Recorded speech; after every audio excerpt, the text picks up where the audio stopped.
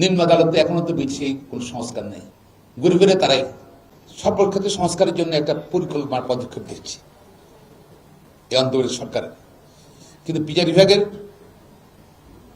সংস্কার কিন্তু সে তুলনায় যৎসামান্য কোনো পরিবর্তন আসে না, এখনো হচ্ছে না। কি কারণ হচ্ছে না আমরা জানি না। তো আমরা অনতি বিলম্বে সরকারের দিক সময় নিচ্ছে না সংস্কারের জন্য, রহস্যজনক কারণে। আমি বলি রহস্যজনক কারণে না হলে সরকার করতো, অনেকেই করতো। কেন? সব সেক্টরের আগে বিচার বিভাগ সংস্কারের দরকার ছিল। বিচার বিভাগ যদি শক্তিশালী হয় দুর্নীতি কমে যাবে। বিচার বিভাগ শক্তিশালী হলে দেশে অর্থনীতি চাঙ্গা থাকবে। বিচার বিভাগ শক্তি থাকলে আর্থিক খাত ব্যবস্থা ভালো হবে। বিচার বিভাগ শক্তিশালী হলে আইন শৃঙ্খলার উন্নতি হবে। কিন্তু বিচার বিভাগ নিয়ে সরকারের পর্যন্ত যে সংস্কার অনেক ধীরগতি, কোনো অগ্রগতি নেই। যেমন ধরেন, সরকার তো বলতে পারতেন, আশা করছিল যে বিচার বিভাগ সচিবালয় করতে হবে।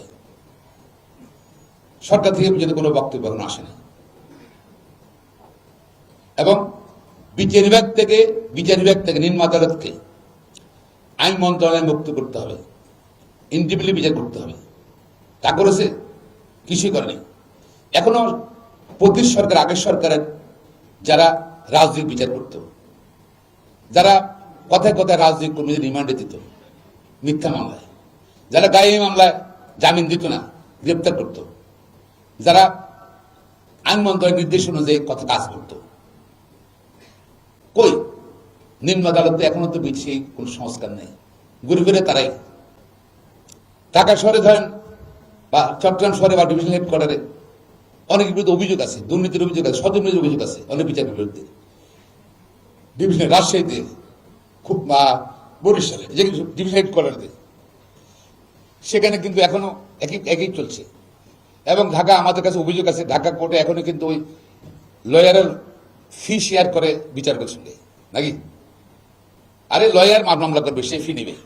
এখন একটা পোস্টের শেয়ার করে এর সাথে, বিচারকের সাথে, সে জামিন নেয় বা সে যেটাই করে। এখন সে সিন্ডিকেট রয়ে গেছে ঢাকা সহ সব নিম্ন আদালতগুলো থেকে। সুপ্রিম কোর্টে একই অবস্থা, কোনো পরিবর্তন নেই। জনগণ তো আশা করছিল প্রথম বিচার বিভাগ সংস্কার আসবে। কিন্তু আমি জানি না, সরকার কিন্তু বিভাগে অত্যন্ত ধীর গতিতে করছেন। এটা আমরা আশা করি খুব দ্রুত গতিতে করবেন।